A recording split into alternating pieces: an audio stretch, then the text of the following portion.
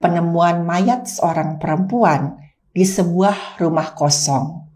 Pihak yang berwenang datang, lalu mengevakuasi mayat perempuan itu ke rumah sakit untuk dilakukan pemeriksaan. Dan hasil pemeriksaan toksikologi didapatkan ada obat jenis acetaminophen dalam kadar yang tinggi di darahnya korban. Pihak yang berwenang agak kesulitan mencari pelaku karena minimnya info dari keluarganya korban. Kurang lebih 2 minggu kemudian, terjadi lagi kasus dengan motif yang sama. Dan hasil pemeriksaan toksikologi, sama seperti korban pertama, ditemukan adanya acetaminophen di darahnya korban.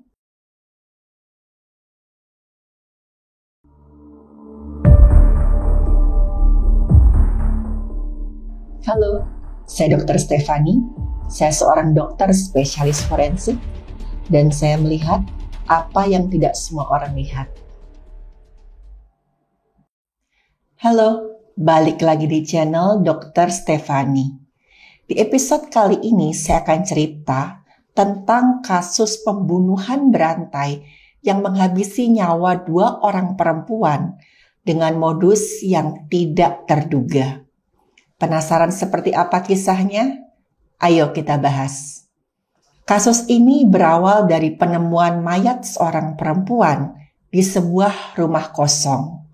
Sekitar jam 3 sore, ada seorang warga yang curiga melihat ada perempuan yang tidur di teras rumah yang sudah lama kosong. Warga tersebut kemudian langsung menghampiri si perempuan dan coba dibangunkan. Tapi warga tersebut kaget karena dia mendapati tubuh perempuan itu sudah kaku dan dingin. Dan waktu dicek, nafas dan nadinya sudah tidak ada. Perempuan itu sudah meninggal dunia. Warga kemudian langsung memanggil pihak yang berwenang. Pihak yang berwenang datang, lalu mengevakuasi mayat perempuan itu ke rumah sakit untuk dilakukan pemeriksaan. Hasil pemeriksaan oleh dokter forensik didapatkan, korban mengenakan kemeja lengan panjang dan juga celana panjang hitam yang kondisinya itu bajunya separuh terbuka. Dan dari sidik jari diketahui identitasnya. Kalau korban adalah seorang perempuan, pekerjaannya mahasiswi, usianya 21 tahun. Waktu diperiksa, pada bagian kepala sisi kanan ada luka memar. Di kedua siku korban juga terdapat luka. Waktu dilakukan pemeriksaan di bagian alat kelamin, tidak ada tanda yang mengarah ke kekerasan seksual. Pada saat dilakukan otopsi, didapatkan ada resapan darah pada kulit kepala dan bagian tulang tengkorak. Ada juga retakan di tulang tengkorak sisi atas yang berbentuk garis memanjang sampai dasar tengkorak. Garis memanjang ini itu khas sekali pada patah tulang tengkorak, di mana kepala ini menghampiri benda. Karena kalau benda menghampiri kepala, patahannya akan menjorok ke dalam. Waktu jaringan otak diperiksa, kelihatan ada pembengkakan.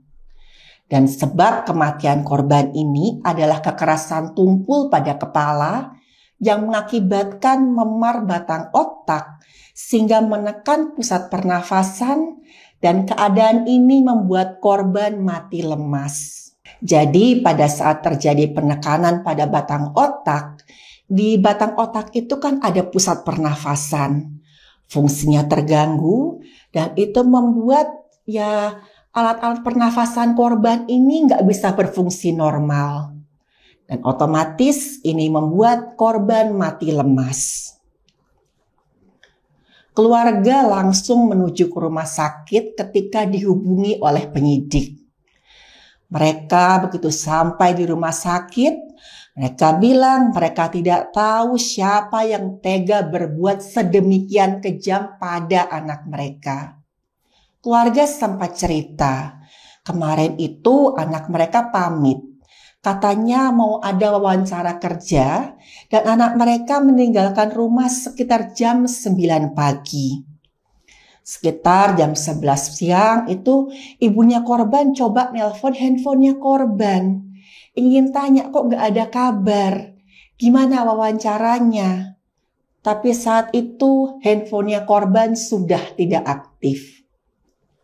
Dari keterangan ibu korban, pada saat korban ini pergi, korban itu mengendarai sepeda motor dan membawa tas ransel. Tapi saat di TKP, semua barang-barang milik korban itu hilang entah kemana. Tadinya, keluarga mengira korban ini menjadi korban pembegalan. Tapi, pada saat dari hasil pemeriksaan, penyidik menyatakan nggak ada tanda-tanda kalau korban itu kayak dibegal.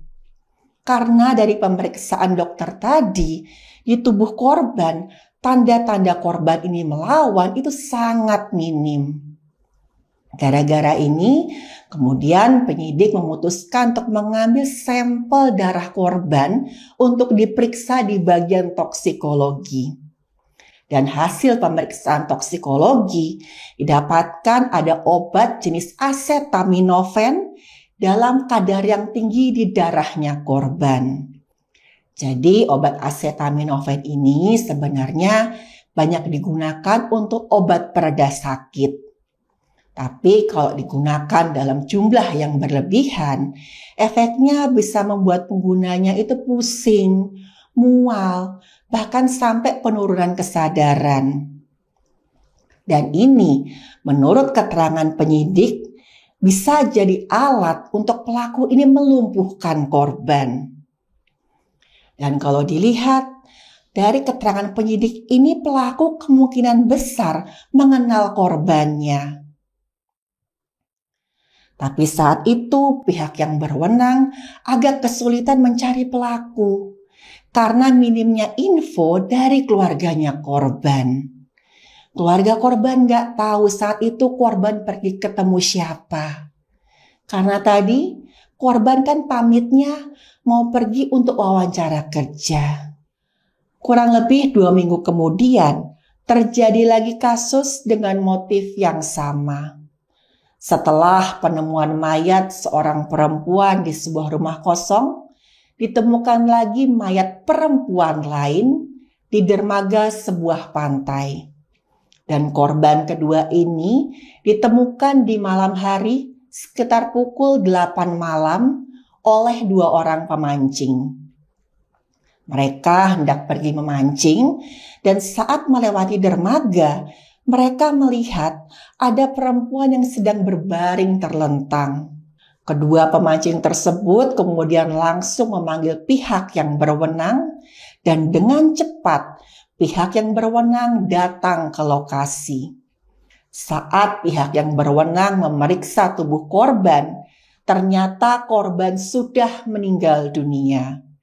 Dan jasad korban kemudian dibawa ke rumah sakit untuk dilakukan pemeriksaan lebih lanjut. Dan hasil pemeriksaan korban kedua ini dapatkan korban mengenakan baju kaos dan celana jeans. Dan dari sidik jari diketahui kalau korban ini seorang perempuan, pekerjaannya juga mahasiswi dan usianya 22 tahun. Pada tubuh korban di bagian kepala sisi kanan didapatkan ada luka memar. Dan di tubuh korban ini juga ada luka memar di bagian perut. Pada saat diperiksa alat kelaminnya, tidak ditemukan tanda-tanda yang mengarah ke kekerasan seksual. Pada saat korban diotopsi, ditemukan resapan darah pada kulit kepala dan juga tengkorak.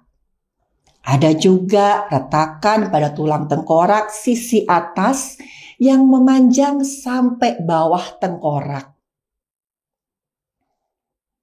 Waktu diperiksa jaringan otaknya, ditemukan adanya pembengkakan. Dan waktu organ bagian perut diperiksa, didapatkan ada memar pada permukaan usus halus, yang menunjukkan ada kekerasan tumpul yang menghantam bagian perut. Sebab kematian korban kedua ini adalah kekerasan tumpul pada bagian kepala yang mengakibatkan memar pada batang otak sehingga terjadi penekanan pada pusat pernafasan. Dan keadaan ini menyebabkan korban mati lemas. Pada korban kedua ini tidak didapatkan tanda-tanda perlawanan. Dan hasil pemeriksaan toksikologi sama seperti korban pertama ditemukan adanya acetaminophen di darahnya korban. Dan pihak yang berwenang langsung menyatakan kemungkinan besar pelaku adalah orang yang sama. Kakak laki-laki dari korban kedua ini memberikan keterangan tentang orang terakhir yang bersama adiknya. Dan tersangka ini diketahui sebagai temannya korban. Dan pihak yang berwenang segera memburu pelaku dan berhasil menangkap pelaku di kosannya.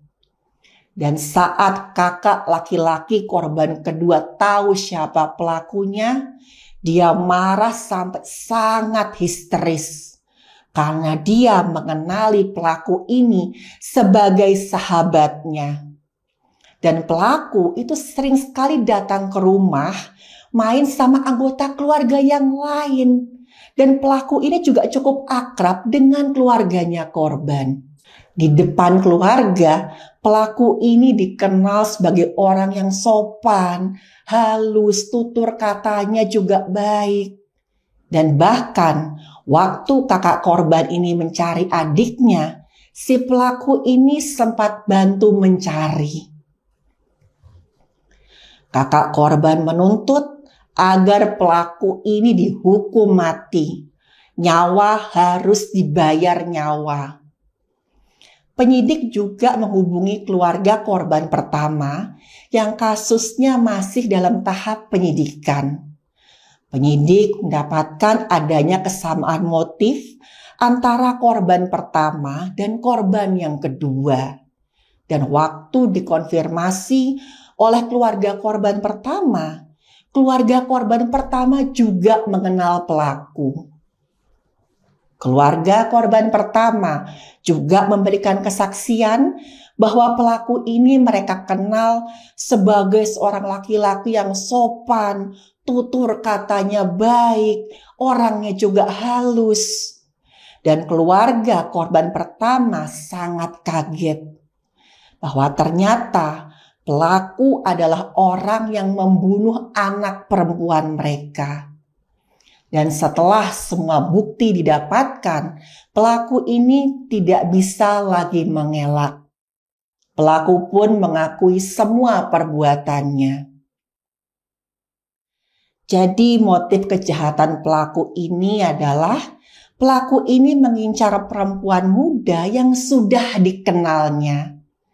Dia pura-pura mengajak korbannya ini jalan-jalan, dan saat korban lengah, pelaku memberikan minuman yang sudah dicampur gerusan obat sakit kepala. Dan setelah minum, pada saat korban tidak sadarkan diri, pelaku membawa lari hartanya korban. Pelaku berkata, korban pertama itu minum minuman itu tanpa curiga sampai habis. Dan gak lama setelah itu, korban pertama langsung tidak sadarkan diri. Tapi waktu dia mengeksekusi korban kedua ini minum minumannya gak sampai habis. Karena saat diminum, korban kedua merasa kok rasanya aneh dan sempat dimuntahkan. Dan korban kedua sempat berusaha kabur.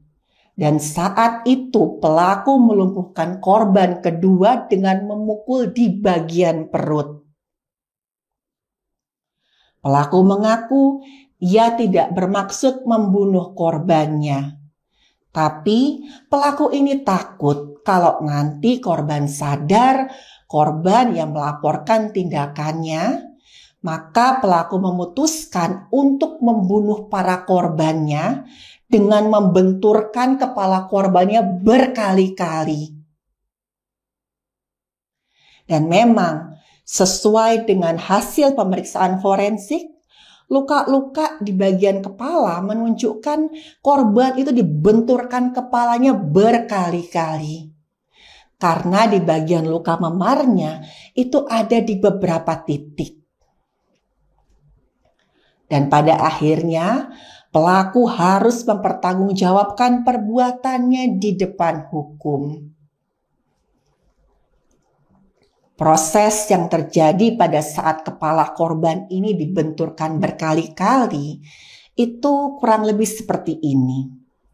Jadi benturan pada bagian kepala itu akan menyebabkan kerusakan pada pembuluh darah dan jaringan otak. Jaringan otak akan mengalami peregangan sampai bahkan rusak.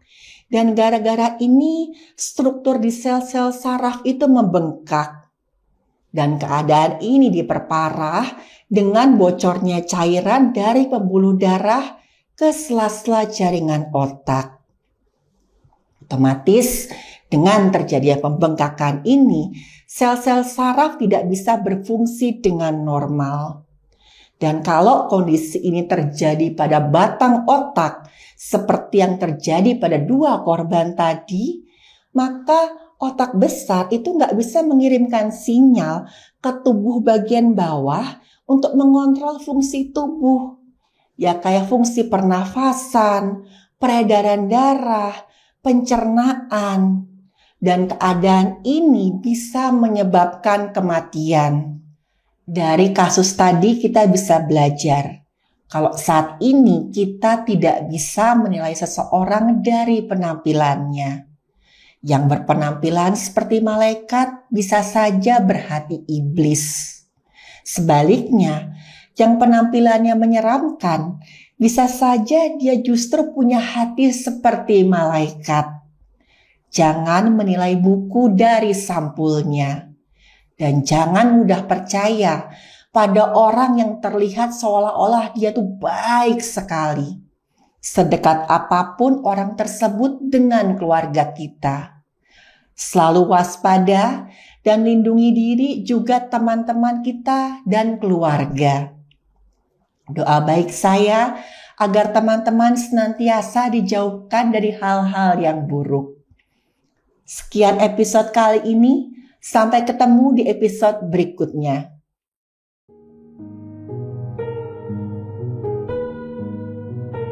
Terima kasih buat yang sudah menyimak cerita saya. Silakan like, share, dan subscribe.